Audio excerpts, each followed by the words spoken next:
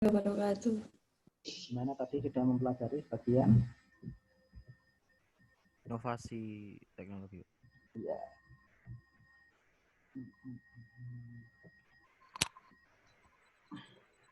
Oke, saya mulai aja ya pembahasan sebentarnya.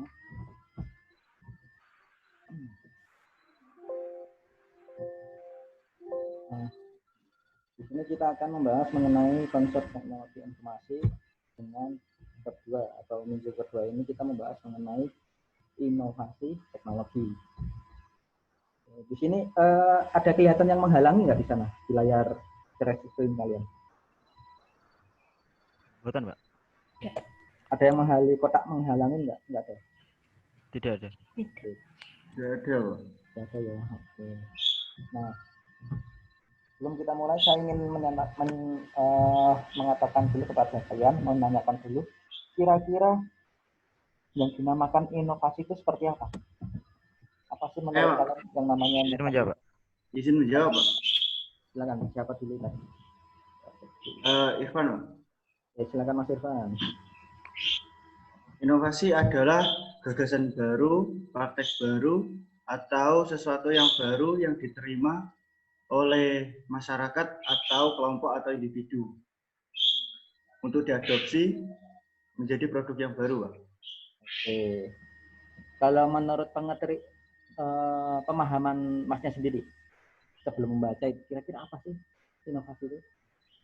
Kalau menurut pribadi saya, inovasi itu adalah sesuatu hal yang baru untuk memperbaiki sesuatu yang telah ada, Pak.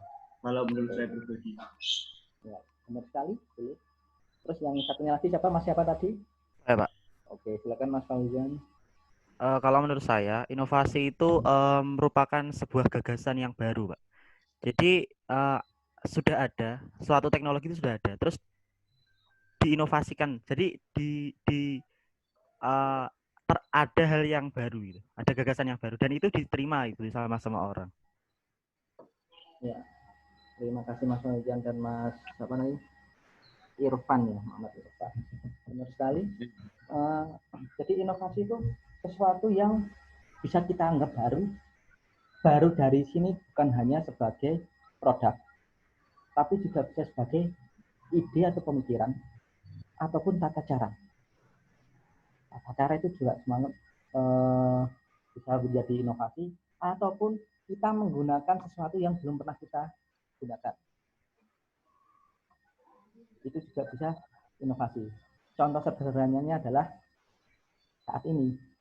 Ya. Ini adalah inovasi dari jurusan atau inovasi dari institusi ataupun inovasi yang hampir secara bersamaan terjadi di seluruh dunia.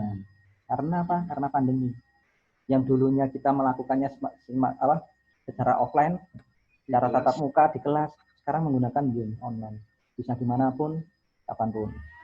Bukan kapanpun ya, bisa dimanapun. Kalau kapanpun harus sesuai jadwal. Jadi bukan kapanpun. Nah itu. Nah dari sini terdapat beberapa kutipan dari beberapa peneliti, beberapa pakar. Yang pertama itu dari Everett yang mengatakan bahwa inovasi itu merupakan suatu ide, gagasan, praktek atau objek atau benda yang didasari dan atau yang disadari dan diterima sebagai hal yang baru oleh seseorang atau kelompok untuk diadopsi. Nah, contoh sederhananya adalah seperti ini. Kita mengadopsi menggunakan aplikasi Zoom untuk melakukan perkuliahan yang sebelumnya kita lakukan secara offline atau secara tatap muka. Nah, yang kedua yaitu inovasi sebagai suatu gagasan baru yang diterapkan untuk memprakarsai atau memperbaiki suatu produk atau proses dan jasa. Nah, kalau di sini menurut Stephen Robin, dia itu lebih memfokuskan inovasi itu kepada suatu produk atau proses dalam menangani suatu produk. Contohnya kita memiliki misalkan perusahaan Apple. Perusahaan Apple memiliki iPhone yang jenisnya itu misalkan S10 ya, yang terakhir misalkan. Nah, tahun depan ternyata dia memiliki inovasi baru atau fitur-fitur yang baru dan memunculkan produk baru, misalkan S11. Nah, perubahan dari S10 ke S11 itu bisa kita namakan sebagai inovasi. Karena apa? Ada peningkatan ataupun ada gagasan baru yang diterapkan pada produk itu. Ataupun prosesnya. Kita bisa lihat proses. Kenapa proses? Misalkan, kalau jauh-jauh, ya ini aja. Kita menggunakan Zoom ini, prosesnya kita kan sudah apa namanya, gagasan yang baru. Kenapa? Yang dulunya kita lakukan offline, sekarang ada gagasan. Gagasan ini sudah muncul sejak bulan, ya waktu kalian semester ini, mulai semester ini berjalan ke ada gagasan baru. Kenapa nggak perkuliahan kita gunakan atau kita menggunakan aplikasi Zoom sebagai media pembelajaran, seperti halnya webinar seperti itu. Dulu waktu pertama kali pandemi bulan Maret dulu, itu pengajaran tuh sebelum kan kita mulai pengajaran bulan Januari, semester genap, tengah-tengah karena pandemi. Nah akhirnya coba cabut dulu ya siapa ini. Nah akhirnya dari awal sampai pertengahan Maret ada pengumuman bahwa perkuliahan dijadikan online, mahasiswa dipulangkan semua. Itu kan sudah mulai panik ya, maksudnya panik itu memang di masa pandemi gini mahasiswa kan jauh dari orang tua, apalagi dibatasi dengan PSBB. Nah berhubung belum berlakunya PSBB, kampus berinisiatif silakan kalian pulang saja dengan didampingi sama, difasilitasi sama kampus, dilakukan pengecekan rapid agar agar nanti waktu kalian pulang itu sudah aman, tidak dianggap sebagai orang tanpa gejala OTG lah, seperti itu. Nah akhirnya perkuliahan dilakukan secara tidak menggunakan Zoom dulu, tapi menggunakan LMS daring dan dibebaskan oleh kampus memilih apapun. Bisa Zoom, bisa Google Meet, bisa Jitsi, terus apalagi yang satu lagi saya lupa. Nah, dari semua itu tidak optimalnya apa? Tidak ada jembatan yang benar-benar kuat dari instansi untuk dapat mengikat agar perkuliahan dilakukan secara daring dan di waktu yang sesuai dengan perkuliahan sebelumnya. Nah, itu akhirnya diputuskanlah semester ini untuk melakukan suatu gagasan baru, yaitu untuk memperbaiki cara kita mengajar atau cara kita menyampaikan pelajaran di masa pandemi ini dengan tetap optimal dengan menggunakan aplikasi Zoom. Jadi bisa menggunakan aplikasi ini. Sebenarnya ada aplikasi yang sudah disiapkan juga oleh Polinema dan aksesnya pun bisa gratis untuk kalian. Jadi seperti internet provider kalian itu tidak akan menarik untuk biaya pakai data, khususnya itu untuk entry dan Telkomsel. Nah, akan tetapi berhubung banyak penggunanya, servernya nggak kuat, akhirnya kita tetap menggunakan Zoom. Nah, itu adalah salah satu inovasi yang bisa produk ataupun proses dalam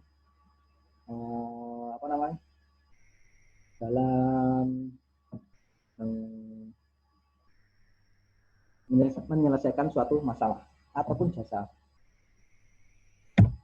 Oke, kita next. Nah, kalau menurut Schumpeter tahun 47 ini malah jauh sekali ya. Inovasi merupakan suatu sumber dari perubahan ekonomi, sedangkan inovasi teknologi merupakan suatu sumber dari siklus bisnis. Oleh karena itu, inovasi merupakan fenomena yang terjadi pada satu atau lebih dari 5 hal di bawah ini. Ada kemungkinan bahwa suatu inovasi itu muncul bisa dari 5 hal di bawah ini, 5 hal seperti ini. Yang pertama adalah pengenalan produk baru. Seperti halnya Apple yang mengenalkan S11 setelah tahun kemarin rilis S10, sekarang rilisnya S11. Tahun depan S12, tahun depannya lagi S13 nggak tahu. Ya seperti itulah pengenalan produk baru ataupun produk yang belum pernah ada. Contohnya Yang dulu kita mentok-mentoknya itu Apple di MacBook, misalkan di di laptop, di HP ataupun di MP3, iPad. Sekarang muncul lagi untuk smartwatch, misalkan. Nah, itu juga mengenalkan produk baru, pangsa pasar baru. Nah, yang selanjutnya adalah pengenalan metode produksi baru. Metode produksi baru itu seperti apa? Ya, seperti halnya tata cara memproduksi suatu, misalkan tata cara memproduksi barang sama, cuma caranya yang berbeda, lebih efisien, lebih efektif, lebih murah. Itu pun juga termasuk inovasi. Yang selanjutnya adalah penetrasi pasar baru. Nah, dia itu mengembangkan dari aslinya hanya ke, misalkan yang paling sering di Indonesia paling berkembangnya lebih pesat adalah smartphone. Ya saya coba sebut merek aja, yaitu Xiaomi. Yang dulunya pangsanya hanya smartphone, HP, handphone. Sekarang luas sekali.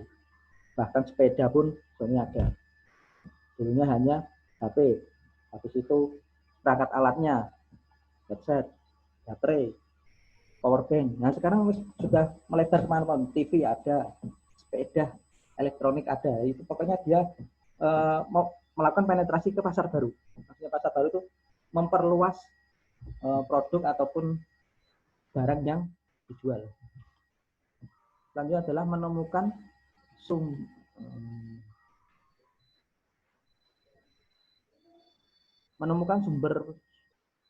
baru, suplai bahan baku atau produk antara. Nah, di sini adalah bagaimana kita menjadi suatu negara ataupun menjadi suatu perusahaan yang inovasi. Inovasi seperti apa? Menemukan, misalkan contoh menemukan bahan bakar baru. Di Indonesia salah satu negara yang memproduksi bahan bakar baru. Kalian tahu apa bahan bakar barunya?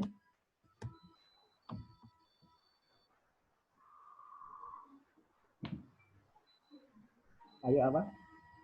Yaitu bahan bakar berbahan minyak kelapa sawit. Nah itu Indonesia itu yang kemarin sempat viral kan, yang Eropa melarang minyak kelapa sawit Indonesia masuk ke Eropa.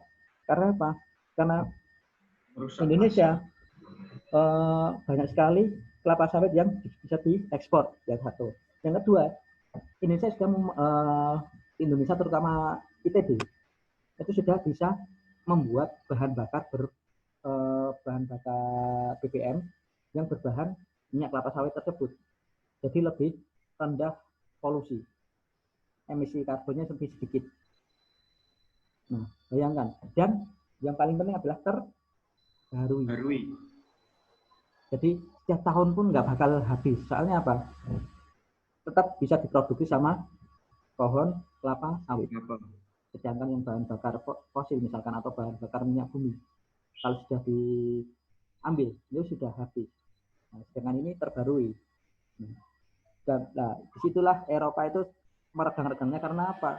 Karena otomatis akan menggusur pasar bahan bakar BBM yang ada di Eropa, perusahaan BBM yang Eropa yang berbahan baku minyak bumi. Fosil dan minyak bumi. Nah, yang terakhir adalah implementasi bentuk baru organisasi. Jadi ini kenapa bisa dinamakan inovasi? Ya karena untuk mendapatkan keseimbangan suatu organisasi. Ada yang pernah dengar apa? Atau ada yang pernah tahu seperti apa sih yang contoh yang kelima ini? Nomor 5 ini aspek seperti apa? Contoh-contohnya seperti apa? Ayo. Mas Irfan coba seperti apa contohnya?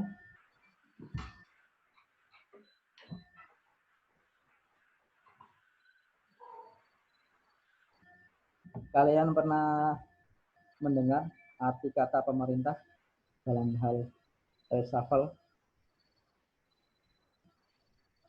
Belum. Tahu makna reshuffle nggak? Pergantian kabinet. Gantian menteri, gantian pejabat. Kenapa? Untuk melakukan efisiensi dan efektif dan efisiensi pejabat. Kenapa? orang yang bisanya misalkan mikir kelautan tapi ditaruhnya di misalkan menteri keagamaan kan nggak mungkin, akhirnya dipindah lagi. Orang yang pinternya dibahas masalah ekonomi tapi ditaruhnya di kebudayaan, sedangkan yang pinternya di kebudayaan ditaruhnya di keuangan. Nah, ini perlu diseimbangkan atau perlu diperbaiki agar apa? Agar mereka bisa melakukan pekerjaan secara maksimal. Itu juga termasuk suatu inovasi. Nah, akhirnya yang dari kebudayaan ataupun yang dari keuangan atau dari pendidikan itu di reshuffle, dilakukan penyesuaian, dilakukan agar pejabat-pejabat itu mampu melakukan apa yang benar-benar dia kuasai, apa yang benar-benar dia sukai. Nah, gitu. Pilihannya yang kita menteri favorit kita, bukan kita, menurut saya itu adalah Bu Susi, itu sudah benar. Dia ditaruh di laut karena dia memang suka laut. Dia ratu laut lah. Kalau dianggap ratu laut, bukan Nyorol Kidul ya. Ratu laut, kenapa? Hanya dia menteri yang berani menenggelamkan kapal di seluruh dunia. Dan hasil penangkapan ikan, hasil ekspor ikan Indonesia meningkat setelah dia menjabat dan melakukan kebijakan-kebijakan yang ada di Indonesia, di laut Indonesia. Akan tetapi dia berhubung mungkin ada yang banyak membenci gara-gara itu, mungkin pengusaha-pengusaha yang suka nakal, akhirnya Menteri Susi tidak dipilih lagi atau gimana, nggak tahu. Nah, seperti itu. Itu adalah bentuk implementasi bentuk baru suatu organisasi. Organisasi bisa pemerintah, bisa misalkan biasa kelompok kelas kalian, bisa perusahaan, bisa organisasi misalkan OSIS, Pramuka, bisa. Oke. Selanjutnya, nah di sini ada lagi menurut Undang-Undang Dasar Nomor 19 Tahun 2002 yang menyebutkan bahwa pengertian inovasi adalah kegiatan penelitian, pengembangan, dan ataupun perekayasaan yang dilakukan dengan tujuan melakukan pengembangan penerapan praktis, nilai, dan konteks ilmu pengetahuan yang baru, ataupun cara baru untuk menerapkan ilmu pengetahuan dan teknologi yang sudah ada ke dalam produk ataupun proses produksi. Nah, ini berarti suatu penelitian itu yang bersifat pengetahuan baru itu termasuk juga inovasi. Di perguruan tinggi dosen itu kadang juga disuruh pengabdian atau penelitian untuk menemukan ilmu-ilmu baru ataupun menemukan prosedur atau pemahaman baru demi meningkatkan kualitas hidup manusia. Nah, di sini ada 5 elemen pendukung inovasi. Yang pertama adalah pengetahuan baru, yang kedua cara baru, yang ketiga adalah objek baru, teknologi baru, dan penemuan baru. Kira-kira apa contohnya yang kalian pahami mengenai pengetahuan baru, cara baru, objek baru, teknologi baru, ataupun penemuan baru? Seperti apa itu?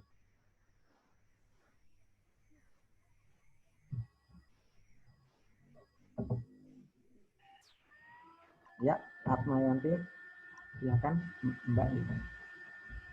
Contoh untuk salah satu inovasi yang saat ini kita kenal, misalkan kita saat ini sudah sering mengenal yang namanya 4G ya Pak. Tapi sekarang itu ada inovasi baru 4.5G, bahkan di negara maju sudah ada yang namanya 5G, seperti itu. Ya, itu termasuk yang mana ini masuknya? Ini masuknya yang teknologi baru. Teknologi baru. Oke. Kalau yang 5G itu bisa dianggap teknologi baru ataupun bisa dianggap penemuan baru. Karena apa? Karena 5G atau 5G itu ditemukan berdasarkan suatu penelitian. Orang mana yang menemukan? Kurang tahu Mbak saya. Mbak asli orang mana? Saya Tulungagung. Tetanggamu, Mbak. Yang menemukan 5G itu adalah orang Kediri, lulusan SMA 2 Kediri. Bapak siapa lupa dia, tapi dia itu sekarang di Jepang meneliti akan kecepatan yang lebih tinggi daripada 4G. Nah, dia menemukan 5G itu. Dia asli orang Kediri, SMA-nya dulu di Semada, kuliahnya dulu di TB atau TRS ya, saya lupa. Nah, terus meneliti di Jepang. Dia menemukan itu. Tapi dia menganggap bahwa dia tidak menemukan. Dia hanya memberi variasi atau memberi fitur-fitur baru dari 4G untuk bisa meningkatkan kecepatan lagi menjadi 5G. Nah, menurut dia itu hanya menambahkan suatu fitur, tapi menurut kita itu sudah termasuk penemuan. Karena apa? Dari kecepatan sekian meningkat dari kecepatan sekian, itu sudah wow buat kita. Nah, itu dari teori dia menemukan penemuan baru, melakukan penemuan baru. Tapi dari sudah diimplementasikan ke suatu benda, suatu modem atau suatu teknologi, itu menjadi teknologi baru. Nah, ya, kalau contoh pengetahuan baru itu seperti apa? Seperti halnya misalkan dulu nenek-nenek kalian atau sebelum ada informasi atau belum ada internet itu menemukan kalau kita batuk biasanya kita minumnya apa? Jeruk nipis plus kecap. Dia kenapa kok tahu jeruk nipis plus kecap itu bisa mengobati batuk? Nah, itu adalah karena berdasarkan suatu pengetahuan baru untuk menemukan bahwa resep-resep ini loh yang bisa digunakan untuk digunakan untuk melakukan atau mengobati sakit batuk. Itu pun termasuk inovasi.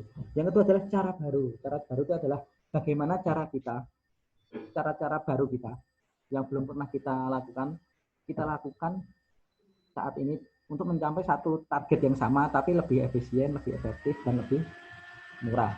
Nah, contohnya dulu kita mau berangkat harus jalan kaki, sekarang bisa naik sepeda atau sekarang bisa naik motor. Nah, sedangkan cara-cara seperti itulah bisa dianggap sebagai inovasi. Walaupun misalkan dari kita motor atau sepeda itu bukan hal baru, tapi tapi ini caranya sudah, misalkan dari jalan kaki ke naik sepeda udah kuno ya, misalnya udah lama lah.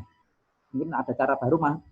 Saya ingin ke kampus pakai portal lah misalkan, atau pintu kemana saja lah, itu inovasi juga.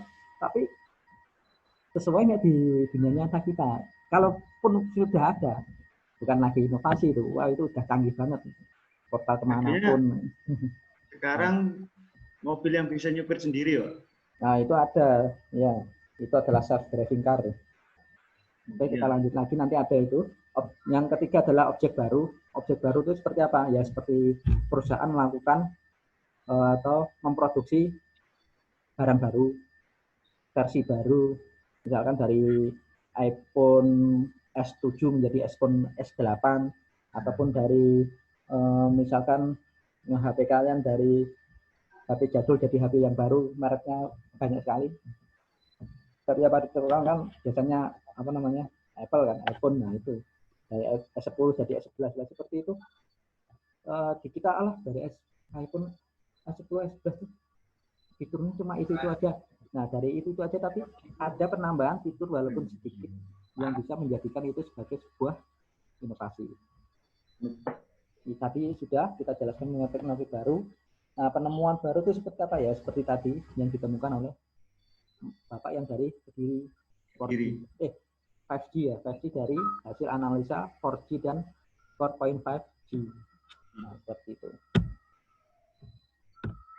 Nah, terdapat 6 inovasi yang mengubah dunia. Ini ada seperti yang kalian ketahui tadi, ada 6: big data, artificial intelligence, self-driving car, terus blockchain, virtual reality, dan 3D printer.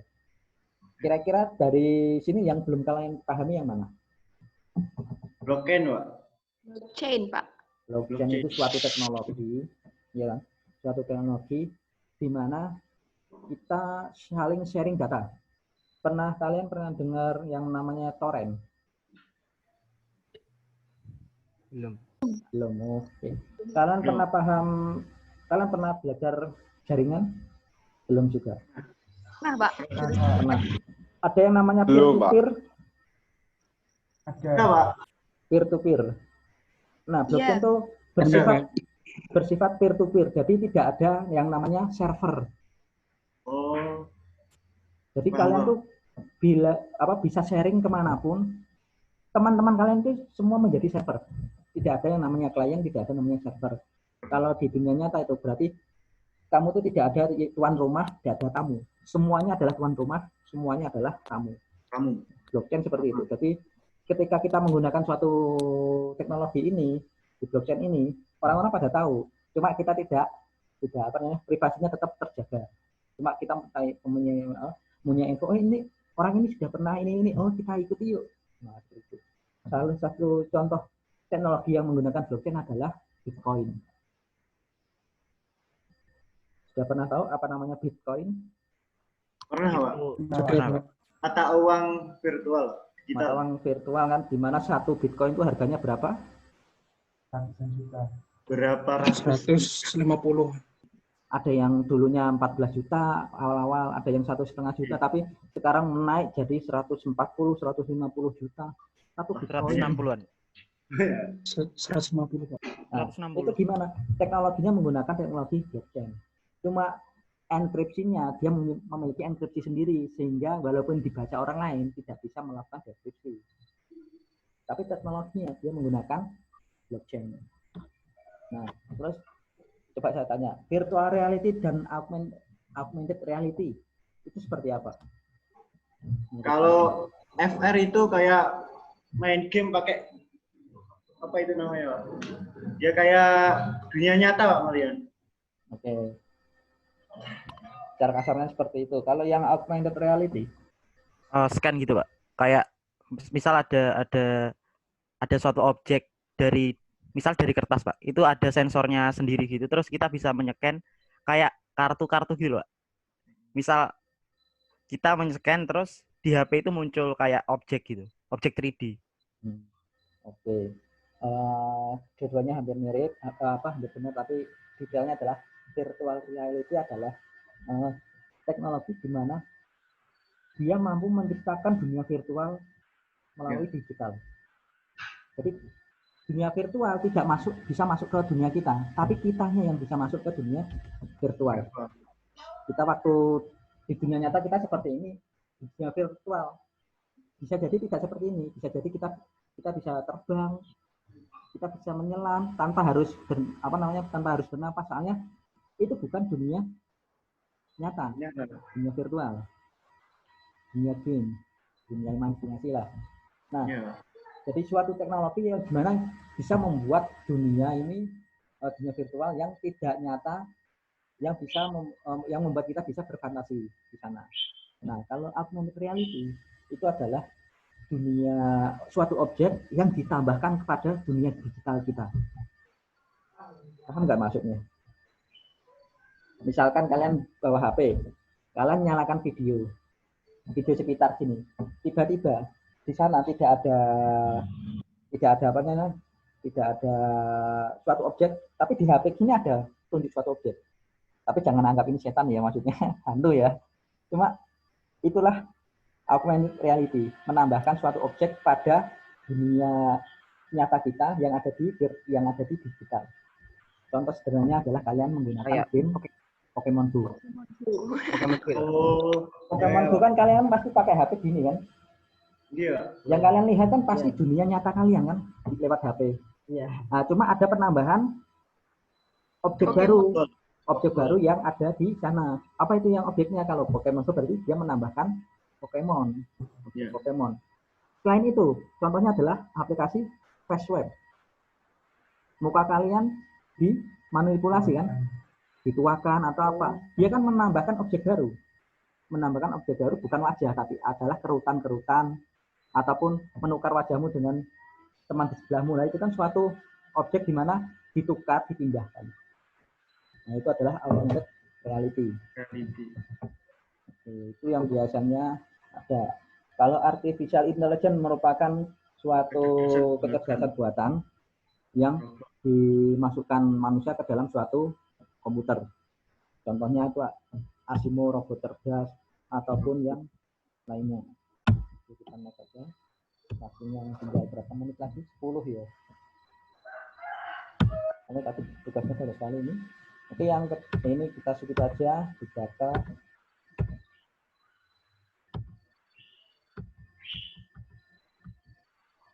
Nah, sekarang kita masuk ke apa saja sih yang berperan dalam inovasi saat ini. Yang pertama itu adalah sistem informasi dan teknologi informasi. Nah, kalau menurut pengertian, teknologi informasi merupakan teknologi yang digunakan manusia untuk keperluan yang berkaitan dengan informasi. Teknologi informasi menyatukan antara teknologi dengan komunikasi. Jadi sekarang teknologi informasi itu pasti ada teknologi yang digunakan, ada komunikasi yang dilakukan. Contoh seperti kita saat ini, kita menggunakan teknologi yang yaitu namanya adalah laptop, HP, ya kan, modem, dan juga melakukan komunikasi. Komunikasi lewat apa? Ya lewat jalur internet. Internet itu adalah jalur komunikasi. Kalau kita menggunakan Zoom, kita menggunakan jalur komunikasi dengan internet. Kalau kalian menggunakan telepon manual, maksudnya telepon dengan pulsa biasa, kalian menggunakan komunikasi jalur wireless atau jalur sinyal digital yang ada di tower-tower itu. Nah, seperti itu. Nah, terus apa sih hubungan teknologi informasi dengan bukan hubungannya, ini pengertian dari teknologi informasi modern saat ini, yaitu disebut studi sebuah struktur, tingkah laku, dan interaksi yang menggabungkan komputer dengan alat komunikasi untuk menyimpan, menerima, dan memanipulasikan penyimpanan data. Dan saja. Nah, di sini ada bukan contoh ya, tapi klasifikasi tepatnya. Contoh atau klasifikasi teknologi informasi. Ada 6. Yang pertama teknologi masukan, kedua keluaran, ketiga perangkat lunak, keempat penyimpanan, kelima telekomunikasi, keenam mesin pemroses. Kalau yang teknologi masukan itu seperti apa? Keyboard, Pak. Oke. Teknologi masukan adalah suatu teknologi yang berkaitan dengan data input untuk suatu komputer, suatu teknologi, yaitu contoh sini adalah keyboard, terus apa namanya, mouse, mic, mikrofon. Ya. Colokan charger bukan ya, ini colokan charger kan bukan input ya, input listrik Pak, tapi bukan yang dimaksud itu bukan itu. Kalau listrik pasti semua teknologi butuh, tapi input listrik itu bukan termasuk inputan, dia input daya tentunya. Yang kedua adalah teknologi keluaran, contohnya monitor, apalagi printer. Kalau scanner itu termasuk apa itu? Masukan, Pak. Input. Kalau scanner itu termasuk inputan. Iya. Terus yang ini speaker itu yang termasuk output. Terus teknologi perangkat lunak itu seperti apa? Aplikasi. Ya semua yang kalian kalian buka, misalnya Zoom, terus sistem informasi yang menjalankan, sistem operasi menjalankan laptop kalian, itu juga termasuk software. Hampir semuanya itu namanya software. Tapi ada klasifikasi software apa. Ya. Yang kedua adalah teknologi penyimpanan. Ini seperti apa? Cloud computing.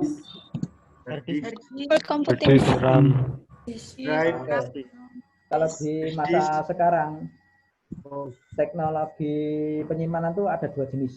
Yang pertama adalah internal, yang kedua adalah eksternal. Internal itu apa? Internal adalah teknologi penyimpanan yang digunakan untuk menyimpan sementara data-data yang akan diproses, data-data yang akan dikalkulasi, data-data yang akan diproses oleh main komputer atau prosesor kalian. Di internal itu sering disebut dengan apa? Main memory. Dan main memory itu ada 2.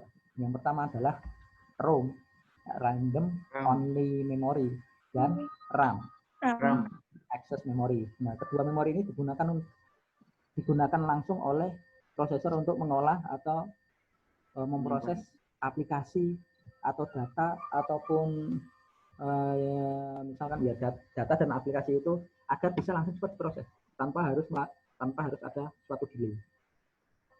Nah, sedangkan yang satunya lagi yang disebut adalah external memory. External memory atau apa? Itu adalah memori yang digunakan untuk menyimpan data permanen.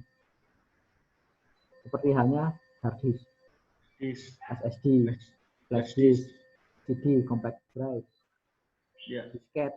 Kalau kalian masih mengenal apa itu disket. Sekarang yang tombol save itu kan, tombol save kalian di suatu aplikasi pasti gambarnya kayak disket kan. Nah, itu disket dulu itu adalah media penyimpanan awal yang paling canggih.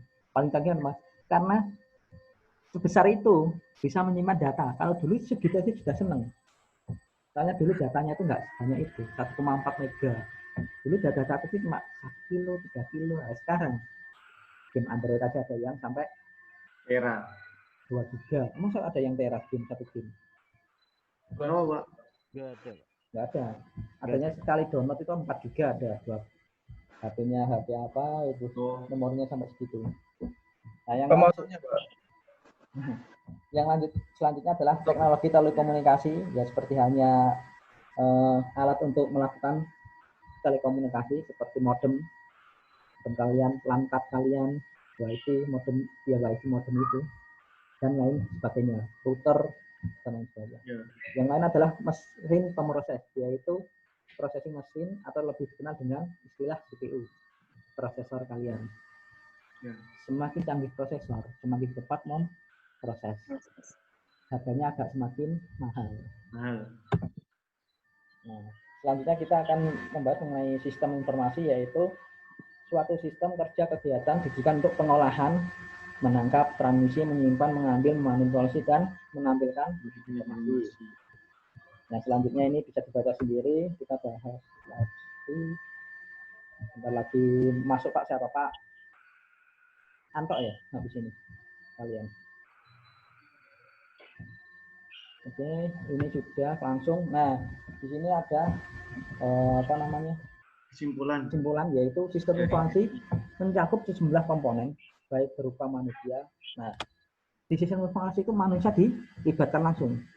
Kalau di teknologi informasi, manusia tidak terlibat secara langsung.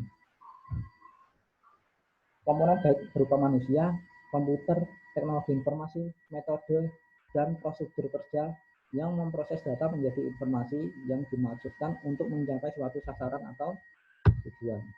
Nah, ini contohnya sistem informasi di mana ada penggunanya, manusianya, yang sedang mengakses sistem informasi.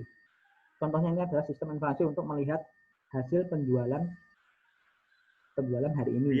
Berarti ini adalah suatu toko atau suatu supermarket atau suatu minimarket. Nah, ini berkas data ini adalah database. Data-data yang disimpan, data-data transaksi yang disimpan pada database. Nah, output dari sistem ini nantinya adalah suatu laporan harian penjualan. Nah, ini kumpulan-kumpulan utama, kemampuan utama sistem informasi kita lihat.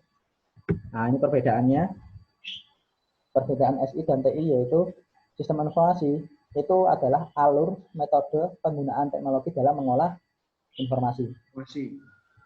Sistem informasi bersifat menyampaikan informasi, dan sistem informasi juga interaksi antara manusia, proses, data, dan teknologi. Nah, sedangkan teknologi informasi adalah teknologi yang digunakan dalam mengolah informasi. Laptop kalian berarti itu adalah teknologi. Modem kalian itu adalah teknologi. Tapi waktu kalian menggunakan laptop, membuka Zoom, terus melakukan kuliah online ini adalah sistem informasi. Nah, bisa kalian bedakan ya. Nah, teknologi informasi juga merupakan pendukung atau perantara terhadap informasi yang akan disampaikan. Nah, contoh sederhananya aplikasi yang ada di menggunakan contoh aplikasi sistem informasi dan teknologi informasi. Pertama adalah sistem informasi management, sistem point of sale. Point of sale itu apa? Point of sale adalah sistem yang ada di kantin, di kasir supermarket. Terus seperti halnya si akad yang ada di Polinema, itu adalah sistem informasi. jangan teknologi informasi ya, seperti halnya itu sendiri. Ya, Mbak Faisa ada apa? Sekarang jamnya sudah. Oh iya. Mengingatkan jam ngajarnya, Pak. Ya, habis ini siapa? Pak Anto ya? Bu Vivi. Bu Vivi. Oh, Bu Vivi. Ya, ya. Ini pas tinggal 2 slide lagi kok. Teknologi informasi merupakan seperti halnya apa? Contohnya adalah smartphone, jaringan 4G-nya itu sendiri, 4G, 5G, dan superkomputer, dan lain sebagainya. Sebagai sarana pendukung sistem informasi. Ya, ini contohnya dulu itu kita harus telepon, menggunakan telepon, sekarang bisa menggunakan smartphone. Kita pengen nyetel radio, harus pakai radio dulu. Sekarang kita bisa menggunakan smartphone. Mengirim surat, sekarang bisa menggunakan sebuah phone. All in one. Jadi 3 kegiatan dulu yang terpisah, sekarang bisa kita lakukan dengan satu perangkat. Nah, ini contoh yang lain. Yang dulunya kita menyimpan suatu dokumen itu di rak atau di map, kita simpan di laptop dengan cara scan. Nah, tapi sekarang di teknologi yang sekarang lebih maju lagi, kita bisa mengunggahnya di dokumen manajemen. Jadi dokumen manajemen bisa mengakses dokumen-dokumen dimanapun dan kapanpun. Kalau dulu kan kita membuka dokumen yang kita scan kan harus lewat laptop. Sekarang enggak, kita bisa menggunakannya dokumen manajemen. Contohnya adalah Google Drive dan kawan-kawan Google yang lain. Soal Google Doc, Google Form, Google Sheet, ya seperti ini. Nah, ada pertanyaan? Nggak ada ya, soalnya sudah habis masanya. Oke, terima kasih dan mohon maaf untuk pertemuan tadi yang pertama tidak bisa dilakukan karena ada beberapa kegiatan sehingga harus dilakukan setelah Jumatan. Oke, terima kasih atas partisipasinya. Untuk hari ini tidak ada tugas tapi tetap presensi semoga sudah dilakukan semua ya. Oke, kita akhiri. Terima kasih atas waktunya. Assalamualaikum warahmatullahi wabarakatuh. Waalaikumsalam warahmatullahi wabarakatuh. Terima kasih, Pak. Terima kasih, Pak. Terima kasih, Pak. PN ya.